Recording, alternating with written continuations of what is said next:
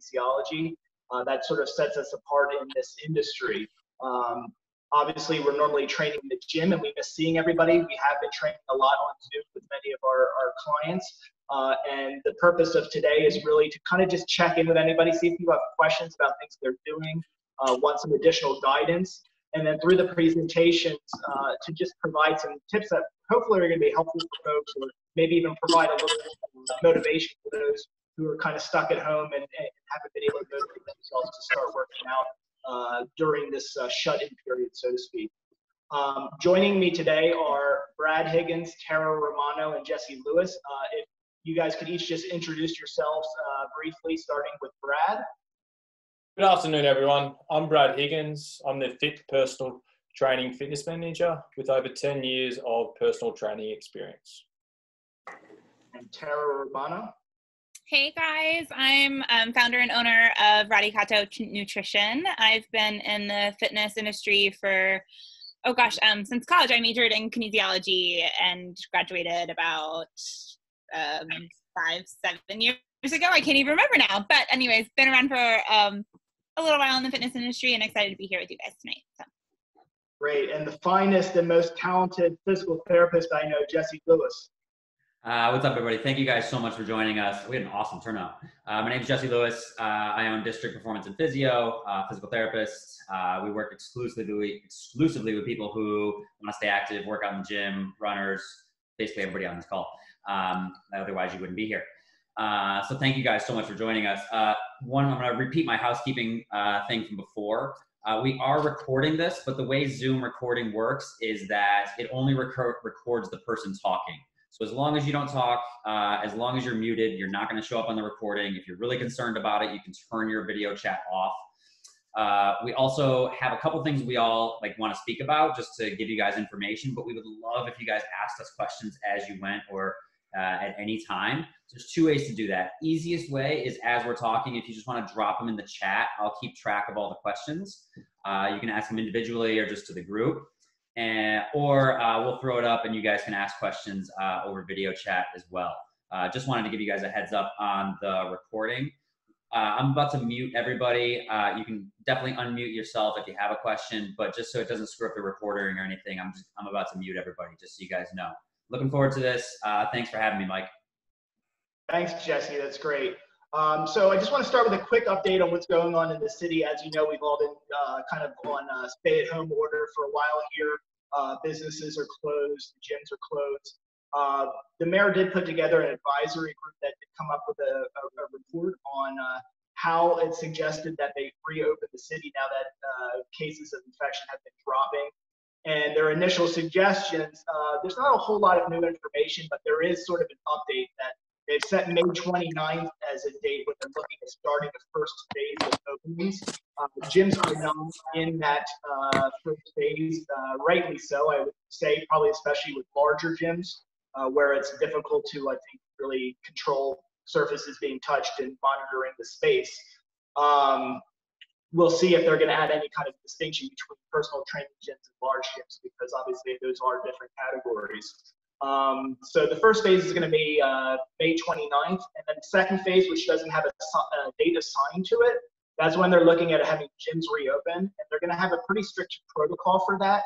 Included in that protocol is going to be a limit of 5 individuals per 1,000 square feet of space. So that's sort of interesting too, because that's really going to have an effect on how many people will be at the gym, obviously our gym, but in other gyms as well, and how the space is utilized. The format of this meeting today will be each expert speaking for 5 or 6 minutes about their specific area of expertise in health and fitness with useful information and tips for staying healthy. If you have questions already or that arise during this seminar, please do put them in the chat, as Jesse mentioned.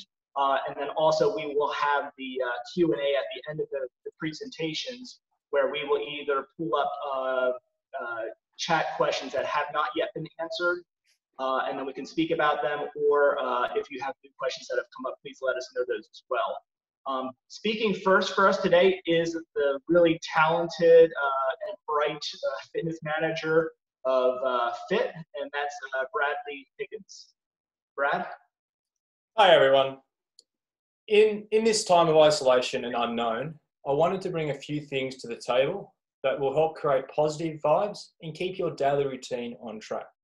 I will discuss 5 tips to help set a moving routine, help productivity while working, and from home, a couple of simple exercises that you can do to get your hips and spine moving.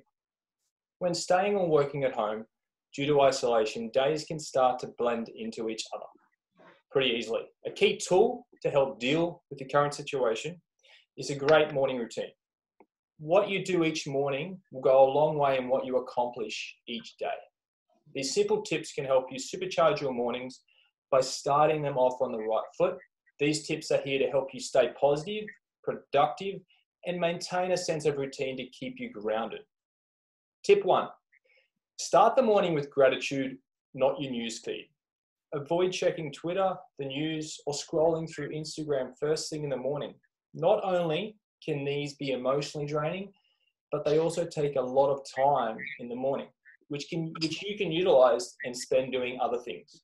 Instead, write down what you're grateful for. Use a journal or guided apps. One of my favorite gratitude apps is 5 minutes of gratitude. This simple 5-minute act helps you get in the great frame of mind to start your day with positivity and intention. Create movement your way. It doesn't matter how you move. What matters is that you move in a way that works for you and your body. Do yoga, lift some weights, take a walk or jump on a bike. Any way you choose to get in some activity and get your blood pumping is going to have your mind and body thankful for the rest of the day. Prep your meals. Preparing your meals is a great example of how a morning habit can impact you all day long. Instead of scavenging around the cupboards for snacks as the day progresses, meal prep for the day ahead.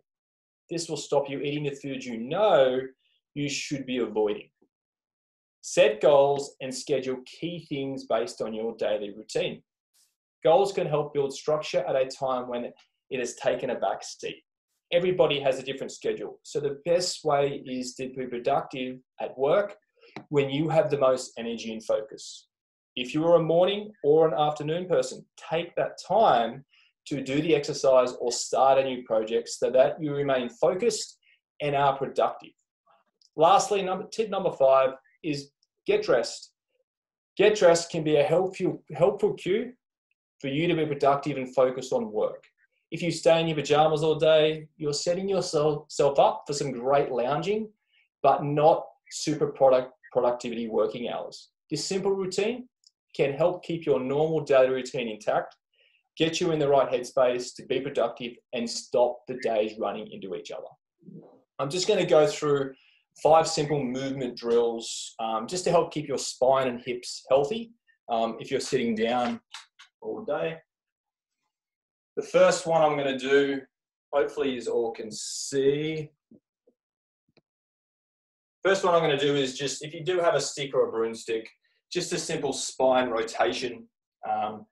Feet planted, hips just nice and relaxed, and create some rotation through that spine for us. Again, allow the hips to relax, rotating at your own pace, feet nice and balanced, loading through each foot at the same. Next one is a lean. So same thing, hip width apart, relax the hips, and leaning each way.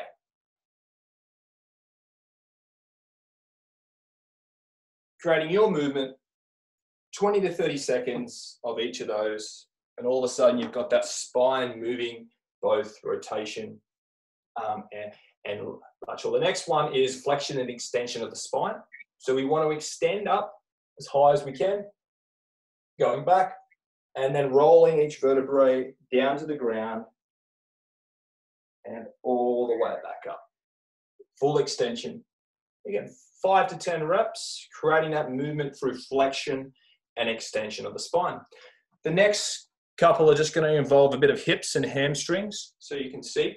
So the next one is just shoulder width apart with your feet nice and planted, and just start rolling, keeping your legs nice and relaxed, circling your hips through a circular motion, feeling like you're going further and further each time, and opposite way.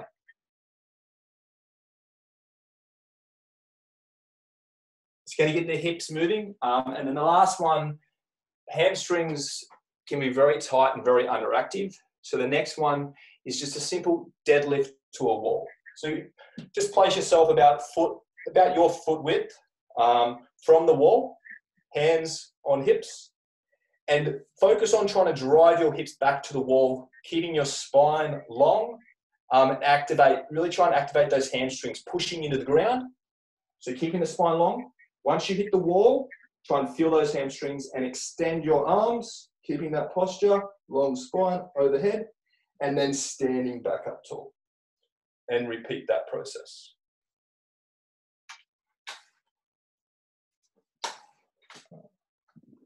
So guys, that simple 5-minute routine there, 5 exercises, a minute on each exercise, can really help you get into that habit of creating a good movement routine each day. Thanks, all done. Thanks, Brad. That's great, and I love how you make use of, you're not in a large gym and you're not in a large space, but those are things you're able to do right there in just a normal size office or bedroom. So thanks for that. We also are really lucky to have with us Tara Romana, who's going to talk to us a little bit about the nutrition side of things. Tara? Yes, thank you for passing the torch over, Mike, and thanks for having me here. Excited to see everybody online and interacting in this capacity. And Brad, thanks for those tips. That was awesome.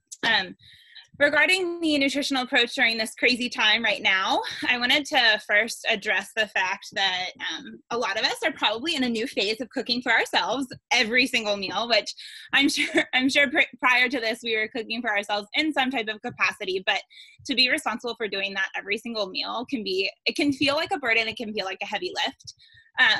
One thing that I wanted to emphasize while we're doing this is I understand that convenience can often be key. And wanted to, first and foremost, front load with the fact that it's really important during this time to focus on whole foods and what we're consuming on a daily basis, to prioritize those over things that are packaged and processed.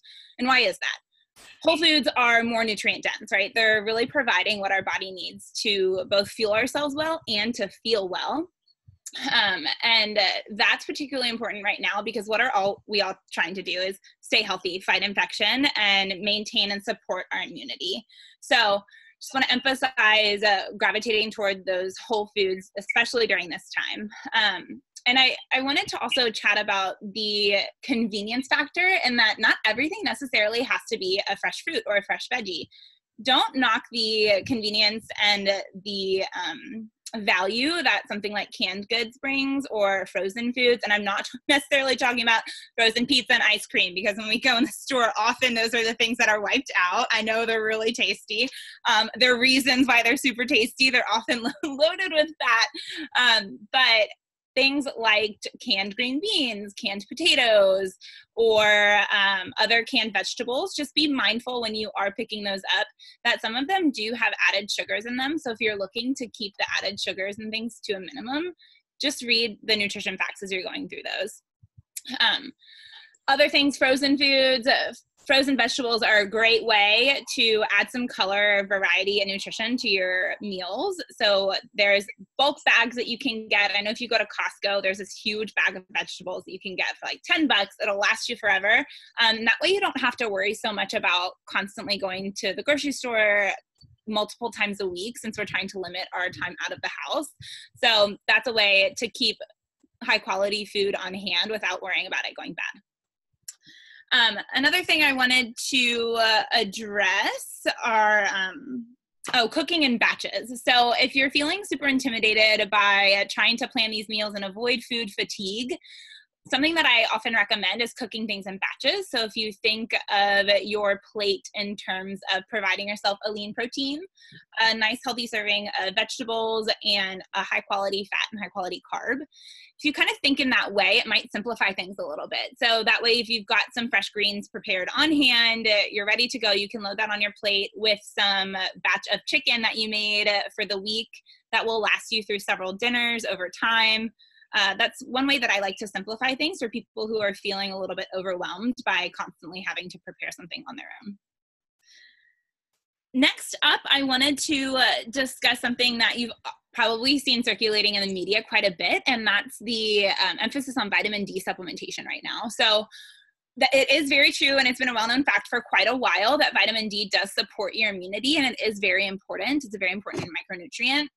The reason why it's emphasized as a supplement right now, particularly in pill form, is because it's pretty hard to get vitamin D through foods alone enough that you need.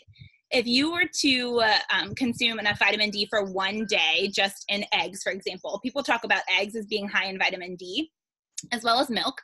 But let's take eggs, for example. The yolk is vitamin D rich. You would have to eat 24 eggs in a day to actually get the amount of vitamin D that you need. That's just the recommended intake. And keep in mind that the recommended intake of things that's set by guidelines that you often hear about is kind of the bare minimum just to stay healthy. So vitamin D, that is a great supplement to add, especially because we're also staying indoors. And if you guys have noticed the weather right now, it hasn't been super friendly for getting outside all of the time or on a daily basis. So sunlight is another way we get vitamin D. And I'm happy to discuss what that looks like on a dosage level as well. That can be individually based, but vitamin D is one of those vitamins that we as a Western culture may be lacking in our diet simply because we're not consuming regularly things like oily fish, which often provides it. So something to keep in mind. Be sure when you are reading research about things from a nutrition perspective and any perspective that you are reading it carefully and perhaps consulting somebody who is aware of how to read that research properly, because I promise it's not all right. Next up, I wanted to discuss that it's okay to be in a maintenance phase right now. So we are in this kind of crazy time, and it sounds silly, but sometimes people just need permission to not be in this phase of, oh my gosh, I have to be continuously bettering myself from a physical perspective. It is okay to be in a phase of just maintaining. A lot of times, we're after gaining more muscle right now, or we are striving to lose some weight, and yes, those are good things to enhance your health, but just keep in mind that it's okay if you need permission. You've got it to be in a maintenance phase, and just maintaining what you have right now, and keeping in mind that immunity and health, that baseline health, and keeping that up, finding that good rest, and providing your body with the nutrients is sometimes all you can do in these chaotic and abnormal stressing times. Last thing that I wanted to discuss is actually two final things. Hydration. Don't forget about hydration. This is one thing that I find often slips when people get out of their normal routine. So we're not going to the office. We're not necessarily breaking our days up with the typical meetings that we may always have, where we're going to the water cooler and chatting with some coworkers. So make sure you're hydrating well. I always keep my Friendly Nalgene next to me, and I try to consume several of these a day. It may sound funny, but we're talking about bodies, nutrition, and everything else like that. Great way to monitor your water intake. Some people ask me, well, how much exactly should I be consuming? I don't know. That's completely individualized. I would be wrong to tell you should be consuming 100 ounces of water a day. Go by your urine color, all right? It should be a friendly color. It shouldn't scare you. And your urination frequency. So that's something just to flag for yourself. And something that I find helpful is flavoring your waters if you're finding it hard to consume enough. I really like these Neo things. So this one has caffeine in it because homegirl loves her caffeine, keeps them going, but you can get non-caffeinated ones as well. These are in the beverage aisle, kind of next to the Crystal Light, etc. Also, I wish they would sponsor me. Maybe one day they will. Noon tablets are bomb. Little effervescence there. I particularly have the sport kind, which provides electrolytes. I sweat a lot. So, we're going from talking about urination to sweat. I'm all for it. But So the electrolytes are really great for me personally. They also have just a standard vitamin line. Strawberry watermelon's bomb. So yeah, and lastly, I said I had 2 other things. So hydration was one. Second thing, find a buddy. If you guys need some accountability, that can just be a friend and who you're texting kind of on a daily basis. Like, hey, today wasn't the greatest dietary intake day for me. I'm back on it tomorrow, what have you. That has been a tremendous help for many of my clients in the past. A coach is also a great buddy for that, who can not only provide that accountability, but also provide that guidance. So that's from a nutrition perspective, as well as, like Brad was discussing, a physical training perspective, and as Jesse's going to discuss from a physical rehab perspective. So that's what I have for you guys now. Happy to chat more offline, individually, answer questions, what have you, but I'm gonna pass the torch off. Thanks, Tara. That's really great. You know, a lot of really useful education there. And frankly, I really appreciate the permission to just maintain, you know, being at home, there's so much more opportunity to just kind of like wander around the house, stare at the refrigerator, look for things to munch on. And it's a really good reminder to kind of, if you're going to do that, obviously make good choices of things that are nutrient dense. So if I'm getting more calories than maybe I would normally, at least I'm getting them to be nutrient dense. So I'm going to take that as permission. I'll take that to heart. I spoke earlier about what I think about Jesse Lewis, who's a phenomenal and very intelligent physical therapist. So I'm going to pass the torch over to Jesse to talk to us a little bit about rehab considerations, etc. Thanks, Mike. What's up, everybody? Mike's way too kind about how intelligent I am or how good I am in physical therapy, but that's okay. So Brad kind of stole my thunder with spinal movement. You know, therapists always love talking about spinal movement. So he definitely stole my thunder with that. So I'll leave that to him. And physical therapy exercises, it's super boring. Nobody wants to hear about the latest and greatest in TheraBand exercises. So I want to talk to you guys more about like mindset of like what your bodies can be capable of if you have an injury or if you have pain, or even without pain or anything like that. You know how you look up any medical advice and it's all like negative and scary, or even if you go to your doctor or physical therapist, it's all negative. Like you've got a torn this, you got to damage that, stop running because your knee hurts, you got a bad back, so stop lifting so heavy if you want to save your body. If you're too old for yoga, that's my least favorite. It's all negative, right? Well, I think that's bullshit. And sorry, I cursed. You don't have to be so afraid of pain and movement. Or like when you go to start a new workout routine or movement, it's a little scary because you're not sure if you're doing it right. Like, should I deadlift? Is my back rounded? Can I do this air squat right? Is it going to hurt my knees? Like all of these things you might have thinking about. And it's always scary, and you never know what you're supposed to be doing. It's probably stopped you from working out. Maybe it's stopped you from starting a new routine or pushing yourself a little bit harder. It doesn't have to be that way. I totally understand how frustrating and scary it can be to have an injury, or even if you just don't know if you're doing the right thing with exercise. There's so much information out there, and it can be super overwhelming, and you're never sure if you're doing the right thing. Frustrates me too. So I want to give you guys 2 big things to take away from this. Don't be as afraid of your bodies and injuries as you are now, and don't overthink exercise. No matter what pain or injury you have, there's no reason you can't fully recover from it. You can recover to a higher place than what you even thought was possible. You know, whether it's a herniated disc, a torn rotator cuff, meniscus tear, arthritis, anything like that, you don't have to be limited by it. I know, like some of you were thinking like, yeah, but my injury is different. I've got shoulder pain, back pain. My doctor told me I have a meniscus tear. My MRI shows I have a herniated disc, so that can't be fixed. I know lots of you out there are thinking that. Let me tell you a couple stories. So I have a client come in. Tara actually knows this client because she sent him to me, mutual client of ours. Tara, do you know what client I'm talking about? All right. You're gonna have to unmute yourself, Tara, because you're gonna be part of my story here. I'm back in.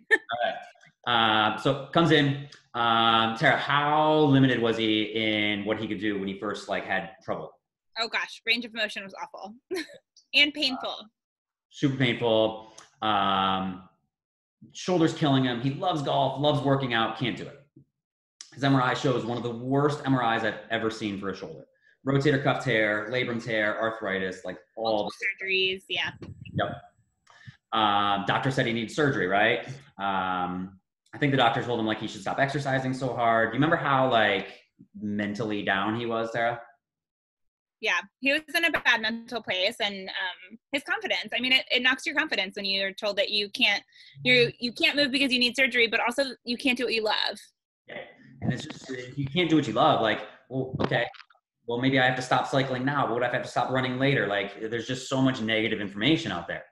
So he's got a terrible MRI. His doctor says he needs surgery. He's ready to give up exercise and golf. As a last-ditch effort, Tara finally convinces him to come and see me. And fast forward, details don't matter. We treat his neck, treat his shoulder, boom. Playing golf, working out. Tara, you still work with him, right? How's he doing? Going overhead now. Yeah. Crushing it, right? Absolutely crushing it. So even though he thought he needed to have surgery, even though his MRI had a terrible MRI, he was able to get over it, and he's not even a little bit limited. So his MRI didn't change, his rotator cuff didn't change, none of that changed, but he's golfing, he's living his life. Imagine if he had lived the like next 30 years of his life not playing golf or exercising. That would have been terrible. All right, I know you're thinking like, okay, that's something that, one story, here's another one. Same kind of thing, bear with me. Had a client a few months ago come in, get his back stronger, so when he had flare-ups, he wouldn't be in bed for as many days. He had a couple herniated discs on MRI, had pain for like 15 years. He told me his goal was to keep his back at a low-level pain. I said, well, why isn't your goal to get out of pain? He told me it wasn't possible because it was going on for so long and because of his herniated discs. I said, that's not a high enough goal, and we're going to aim higher. Long story short, again, by the end, he's deadlifting over 100 pounds when he was terrified to lift anything heavier than 20 pounds at the beginning. After we fixed that, he was supposed to have surgery on his ankle because he had a torn tendon. I'll let you guys guess the outcome at this point. Canceled surgery. He has absolutely no pain in his ankle. The point about all this is that it's not magic. There's no magic like therapy cure or there's nothing like magic bullet. These guys just got stronger. It was science. It was rehab. Point of these stories is no matter what you think your limitations are, what your ceiling is, it can be higher. No matter what injury you've got, you can get stronger, you can get over it. It has everything to do with not accepting what you think your limitations are because of what you find on the internet, Dr. Google, your MRI, or whatever. Don't accept that your MRI shows arthritis, so you shouldn't do something, or herniated discs, so you're always going to have pain. If we took an MRI of every single person on the Zoom call, every single one of us would have herniated discs. That's a good thing, not a scary thing. Don't take that a bad way. So you don't need to accept being in pain. Work out with Mike and Brad. Get some nutrition advice from Tara. Do some yoga. You can get over your pain. Don't overthink exercise. Brad had an awesome point that I want to get back to. He said, like, you know, just get moving. Go for a bike ride. Go for a walk. Like, don't overthink your exercise. Just get out there and move. And just don't be as afraid and think you have to be as limited as maybe what you think you are. So that's kind of my message that I want you guys to take from that. Mike, I accidentally, not accidentally, I muted you because it was switching back and forth. You're back. There you go. All right, great. Can you hear me now? Yep. All right, excellent. Thanks, Jesse. That's really great. You know, and a lot of people are doing YouTube videos and fitness apps and things like that right now. So, and there's always the potential with that where it's not directly focused on one person, but it's kind of a general workout for the masses. There's always potential for contraindications and things like that. So it's a really good point for us to take into consideration that the specific direction that can be given through a physical therapist or a personal trainer. So obviously when our schedules are thrown off, such as by a pandemic where our gym is closed, or we're asked to stay home, or we're asked to social distance responsibly, it can really throw a wrench or wrenches into the works. I've been checking in with clients repeatedly over the past 2 months, and there are a few wrenches that come up the most. You know, I hear that, hey, my kids are home all day and I just can't find the time. Or I have an older relative in the house who needs my support and attention. Or just, you know, I don't have access to equipment, or I don't have room in the house. We can dispel a little bit of that just with what we saw with Brad earlier, just working out in a small room, not necessarily with equipment. And then another one is, just basic depression of this time of being in kind of a quarantine almost, or just, my own personal defeatist attitude I might have developed based on any of those other additional things that I mentioned about having kids or older adults in the home or not enough space or equipment to work out with. I just can't bring myself to work out. This all makes sense. So what do we do? There's a number of things we can do. One example for older adults in the home, we want these folks who we care about, we want them to be active and healthy as well. Now, we're going to be limited in terms of what they can do, but why not take the time there where we would otherwise be in the house, sitting down, stiffening up? We can go out for a walk. Maybe find a walk or a terrain that has a little bit of variety to it. Maybe not a real steep hill, but just enough difference in the terrain that a walk can be a really productive activity for yourself and that older individual in your home. Options open up a little bit more when we're talking about our children. Get your children out of the house. Let them get some sunshine, some fresh air, eyes off of the screen. Let's take them out for a walk as well. And maybe we stop for intervals. Maybe we plan a 30 to 40 to 50-minute walk. We stop for intervals. Children can do basic body weight lunges, maybe some push-ups, some planks, some crunches, things like that. Now, we are a small enough group here, and it's an easy enough task for me. And this call is really a lot about what can we do to benefit you. This is not a sales pitch like, hey, sign up for training. This is just what can we provide that's helpful? What information can we provide? Let me, with the exception of maybe Tara and her product placement. Just joking, Tara. Those were some great suggestions. But it's I'm not getting anything back from that. But no, it is simple enough that if you do have questions of, what could my child do safely or what would be appropriate for this age range, get in touch with me, and I'm happy to spend that little bit of time consulting, obviously complimentary, and setting up a plan that you can do those intervals with your child. I've had a lot of responses when it comes to what people are doing now. Like, I'll check in with my clients pretty regularly and find out, what are you doing now to keep with your fitness? Some folks have transitioned to training on Zoom, where I do the sessions on Zoom with my clients. Others are doing exploring YouTube videos, as I mentioned, and other fitness apps, which obviously there's some value in that. It's somewhat generic in terms of the exercise focus. And then there are others that have just kind of identified that lack of motivation, and they're currently finding it difficult to work out. For these folks, my hope is that maybe this call can provide a little bit of motivation, but it's also, this is an opportunity for me to say to those folks, if you are on this call and you haven't been able to find motivation to work out, again, reach out and let's recognize that even the limited amount of space that you have, there are things that you can do, and we can assess where you are, and we can set up exercises that you can do safely and that are appropriate for you to do. For those who are doing YouTube videos, this is something I wanted to spend a little bit of time on. Obviously, this can be seen as sort of a limited resource. It's very much kind of observing an exercise and then duplicating what you see. Now, again, a YouTube video is not something that the person producing the video has talked to you and knows what is appropriate for you and then has designed that program for you. It's pretty general. So how can I help you with that? Well, I think what we can do is let's look at what are some of the common things we see in these videos. I viewed some of the videos that people have told me about that they're doing, and there's obviously some value to them, but there's also things I see where, maybe there's not enough focus placed on form or technique. I want to talk about some of the exercises that I see most frequently or that have been brought up to me that I have observed people in the gym when they do these exercises. There's a few cues that are needed to make sure they're performed properly. I've talked with Brad before the call, and he's volunteered to sort of be my guinea pig here just to do a couple of exercises. So if you unmute your, yep. It's on there, Brad. We can get started. Yeah.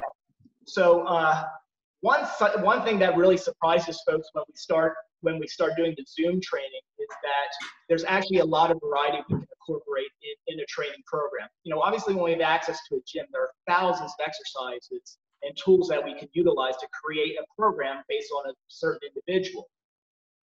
When we're limited in not having equipment or not having space, that doesn't bring our catalog of exercises to zero, it brings it to a few hundred. So thinking in terms of those exercises, we have a lot of variety on a lot of things that we can do. A plank is not just one exercise. There's a lot of variety we can do out of a plank. We can do a plank where we're raising, lowering the hips. We can do a lateral step with our feet. We can do alternate or reach with our arms. I'm not going to get too in the weeds with that, but one of the exercises I have chosen to just talk about right now is the plank. And we're just going to do a basic plank. Brad's going to demonstrate on his forearms and his toes. All right, so we're going to get into a forearm plank position, Brad. So we'll just go down to the forearms. Yep. So when Brad's doing a plank, his form is precise. It's very good.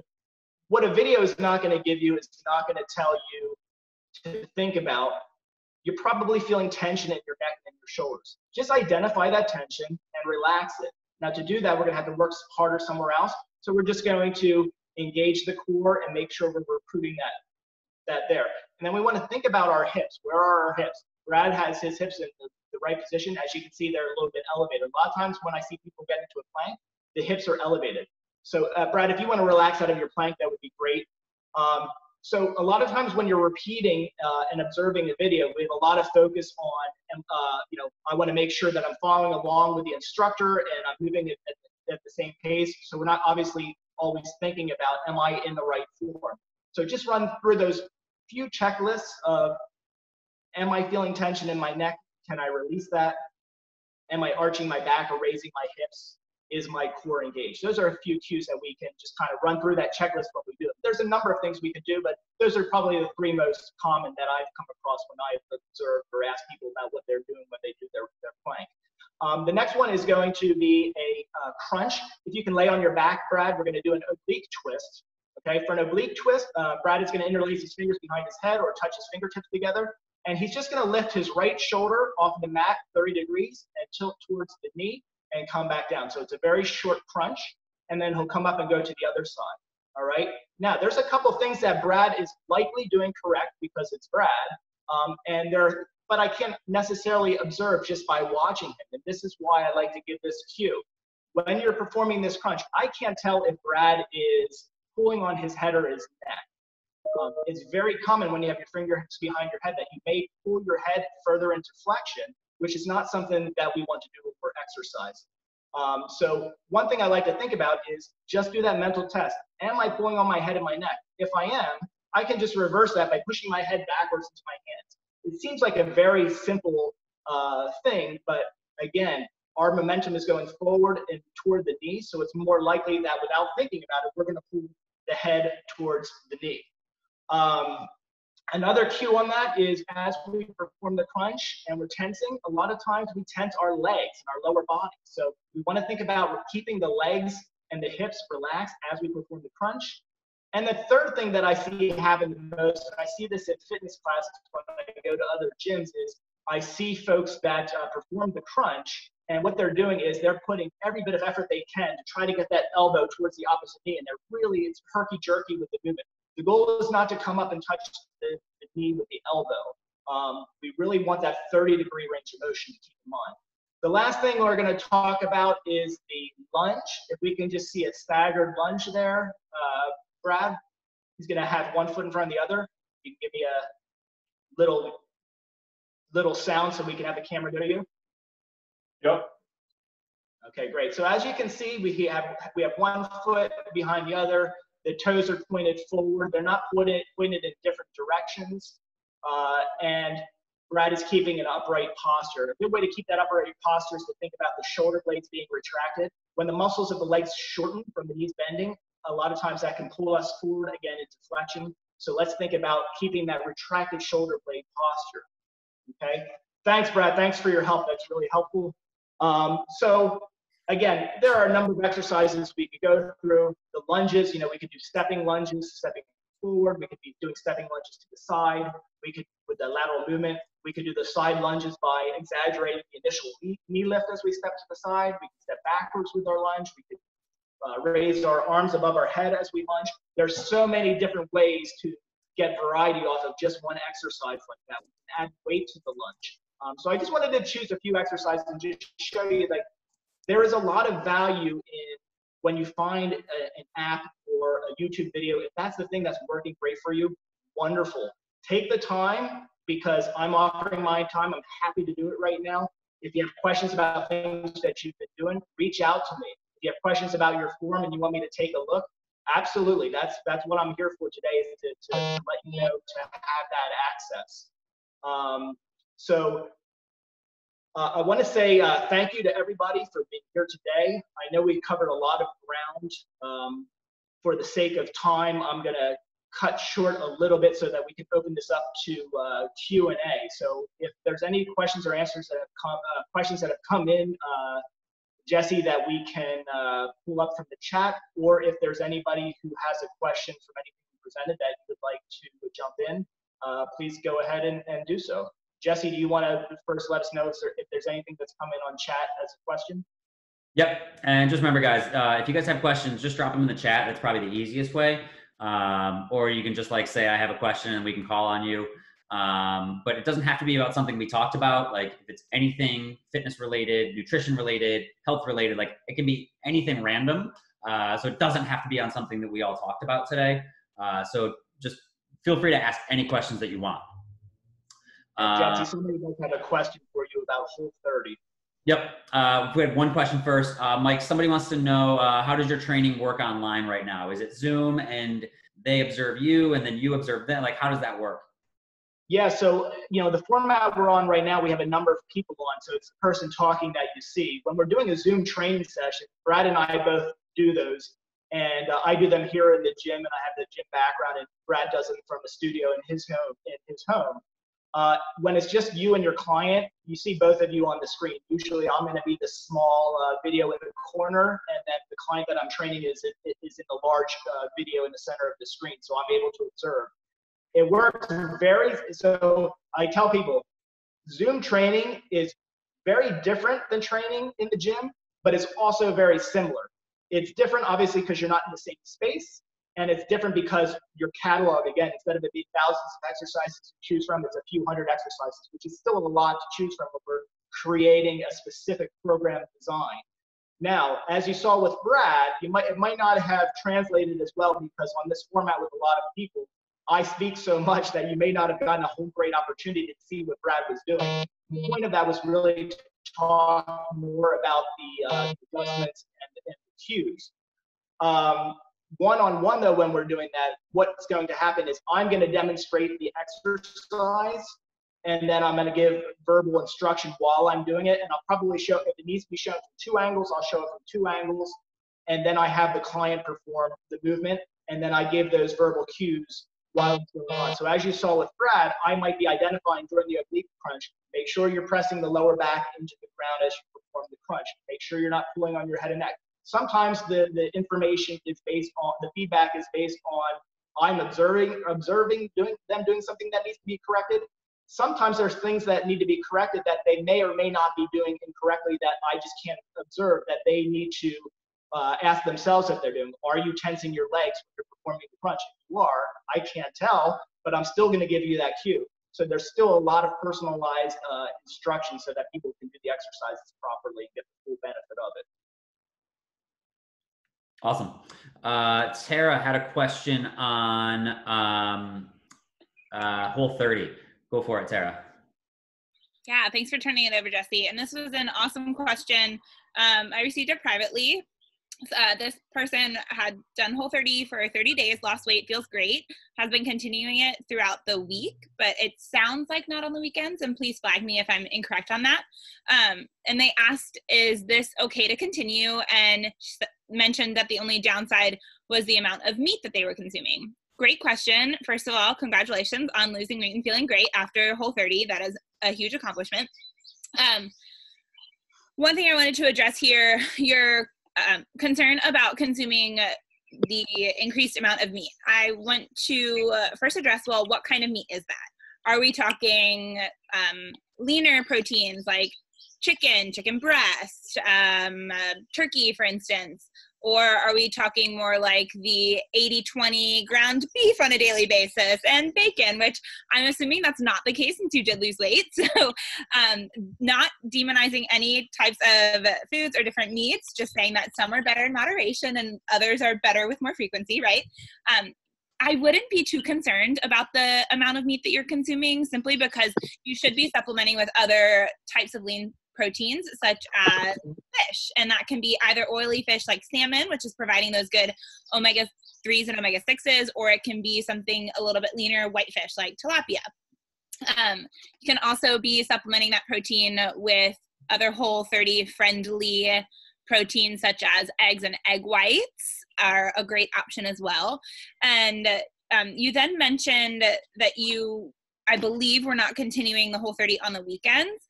I think that's a great practice as long as you are honest with yourself in assessing, okay, am I letting the pendulum swing too far?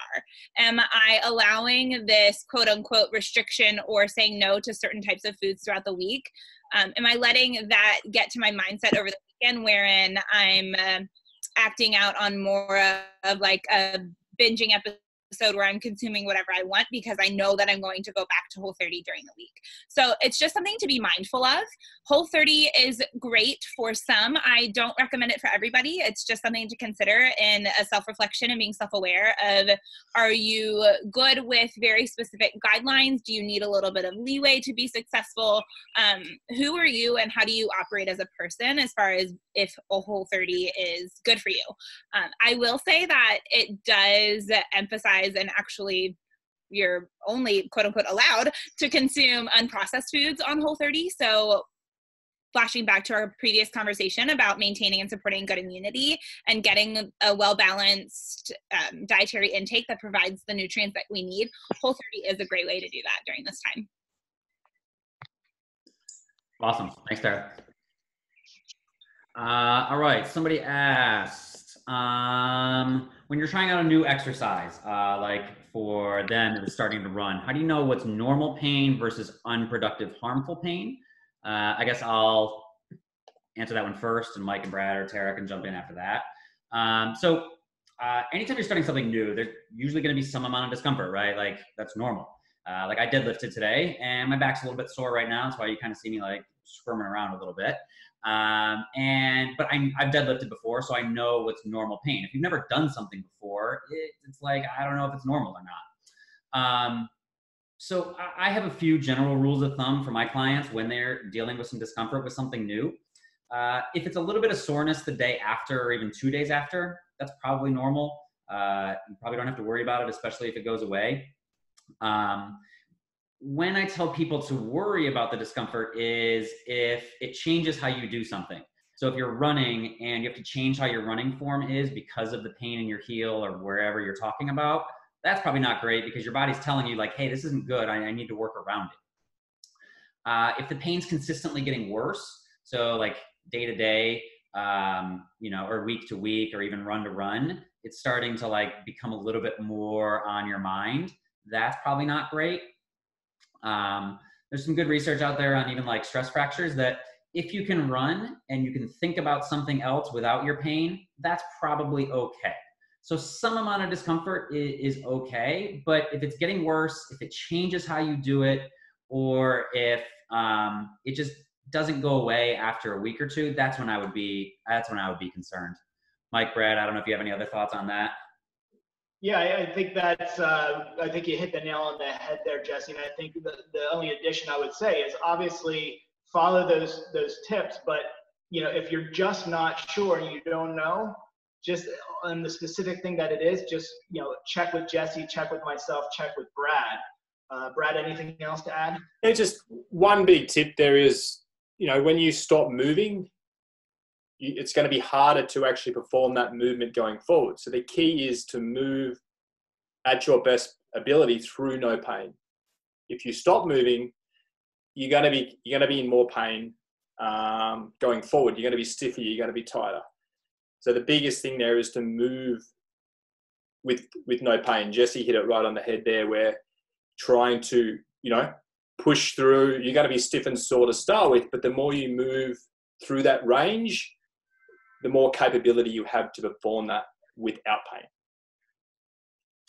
And just kind of as a side, like just to build on that, like that's true for any injury, like especially like back pain or anything like that. Your initial response is, oh shit, I'm in pain. I need to be careful. I need to protect. That's okay for a really brief period of time. But if all you do is protect, you're going to kind of get in this cycle of being in pain and not doing much. So movement is super, super important. Keep moving no matter what your injury is. And don't push through crazy amounts of pain or anything like that, but keep moving. Somebody asked, they were almost finished, but not quite finished with PT. Noticed since the shutdown, it's gotten much tighter and they've lost some mobility. Is PT telehealth a thing? Absolutely, PT telehealth is a thing. I've been doing, for the past, 2 months now, I've been doing PT telehealth. It's super effective. 90% of physical therapy in the first place is watching people move, giving great advice, telling you, what should you be doing, what shouldn't you be doing. Exercise is always what's going to give you the long-term benefit. Hands-on is always effective, but any hands-on technique is only going to be temporarily effective. It's like rolling, right? It's going to work for like 15 minutes, but the exercise is what can get you better long-term. So PT telehealth is absolutely a thing, and tons of physical therapists are doing it. And I found awesome success with knee pain, back pain, almost everything. I'll add to that too, Jesse. I always like to tell people, when I used to wrestle, I had many, many coaches over my career. And the best coach I ever had was 80 years old, and he had 2 strands of hair and about just a few more teeth than that. And he had only one leg that worked. And he was the most intelligent trainer and coach that I had ever worked with. It was phenomenal because of the amount of intelligence that he has. The point of that is that it's the quality and intelligence of the expert or the practitioner that is guiding you more so than it is their ability to be hands-on with you. Absolutely. Question for Tara. Any diet tips on someone trying to build muscle and if you're trying to lose belly fat? Yes, great question. Thanks for asking it. So want to focus first on the second part of the question, so the losing belly fat. That is, so I'm sure everybody has heard here, abs are made in the kitchen. Well, I want to emphasize that yes and no, right? So the reason why people say that is because if you're looking to lose any type of fat, you're going to need to put yourself into a caloric deficit, right? We need to be expending more calories than we're intaking. So that's what's going to get you to losing body fat overall. As far as targeting a specific area, doesn't necessarily work that way nutrition wise, right? And I would encourage a well-rounded exercise routine, not just going hard on your core all the time, although the core is very resistant. It bounces back very quickly, and you can talk to Mike or Jesse about that, or Brad. But overall, if you're looking to lose body fat and both gain muscle, the main macronutrient you're going to be focusing on there is your protein intake. That will need to be at a rate of higher than normal in order to incur muscle protein synthesis. So that's where you're actually building the muscle. And there are various thresholds that it gets really sciencey to talk about.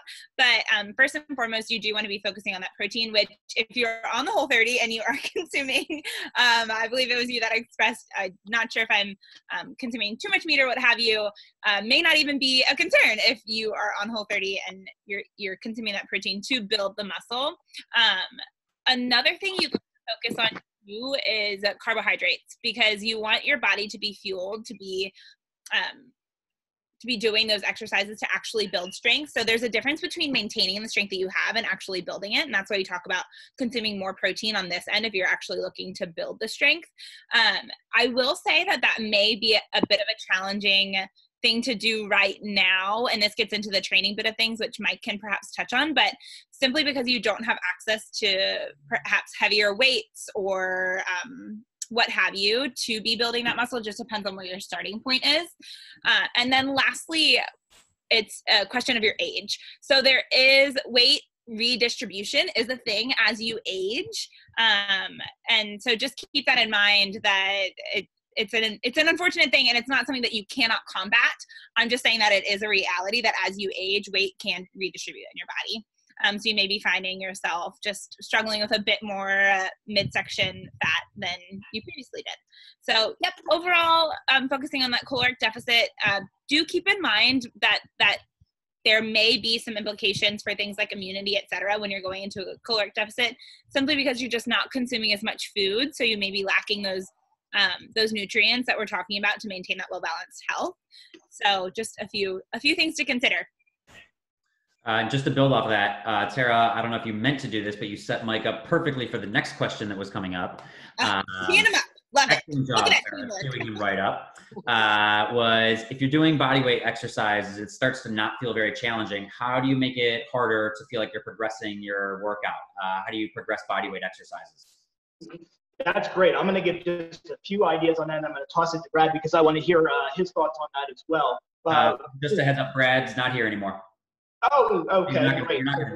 I'm going to run with it. So, variety is the spice of life. Let's talk a little bit about variety. We think about, okay, how much variety can I put in my body weight movements? Let's think about push-ups, for example. Okay, I've been doing 5 push-ups, and I've been improved and can do 10. Is the only opportunity I have for variety and progression on the push-up is the only variety to just continue to try to do more reps. No, we have a lot of things we can do. We can change the way the push-up looks. We can do our basic push-ups with the hands under the shoulders. We can stretch the arms out wider, have a wider stance with our hands. We can change the position of the hands so that they're staggered. Change the stagger again. We can put the hands closer together, incorporating the triceps more into the exercise. We can, if we're not at the point where we feel real comfortable with our push-up, then we need to kind of do some prerequisites to that.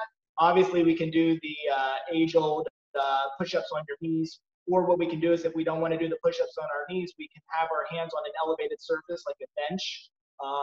When the upper body is elevated at that angle, the push-up is a little bit easier until we progress to a regular push-up. We can make the push-up more challenging by placing the feet at elevation. There's plyometric push-ups that we can do. Once we get into the plyometrics and there's more force involved, that's when working out by yourself without guidance does become a little bit more risk. But again, anybody who's on this call knows that they have access to some fitness professionals who can guide them correctly and assess their form to make sure that they're doing things correctly. So that's just one exercise, but there are a number of different progressions we can do. Same thing with lunges. We can obviously, if you do have weight, add more weight. If we don't have weight, we can make up for it by adding instability and working against instability. We can add different types of movement. We can add different range imbalances and things like that. There's always ways to find variations on the things that we're doing to incorporate those progressions. I didn't see the exact question, but I'm hoping that answers your question. If it doesn't answer the question, whoever submitted that, again, let me know, because again, a big purpose of this call is to put out there that this is an invitation for you to reach out to me directly to get more personal guidance without it actually you coming and doing a full session. We can work on particular things and knock those things out on real quick calls or Zoom video chats.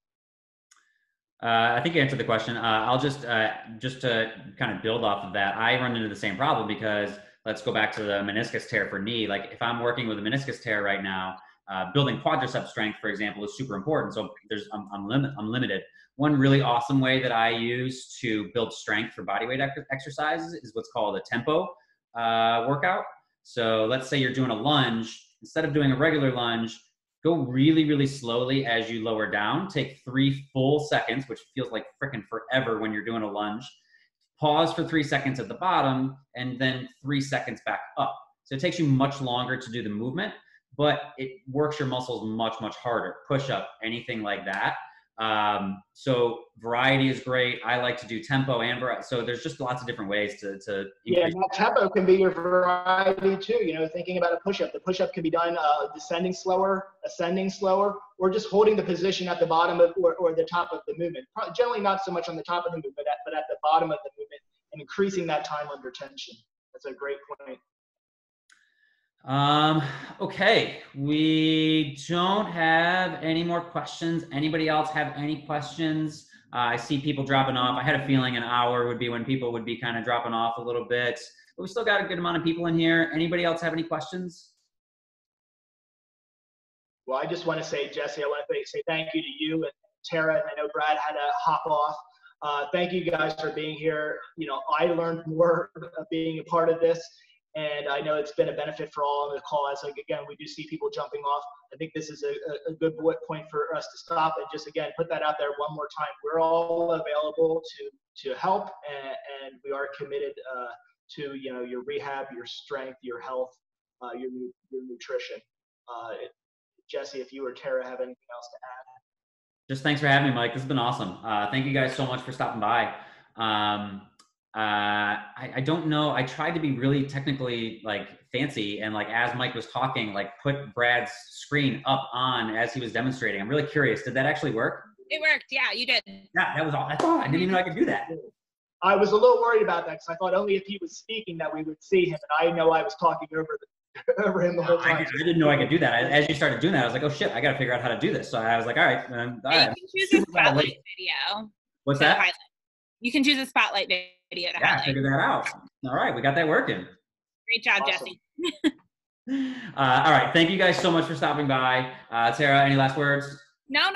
Just thanks to Mike for having me on here. It's a pleasure to see some new faces and meet some of you guys, and hopefully I'll talk to you again soon. Take care. Thanks, Thank everyone. you. Bye, everybody. Alan, that was great.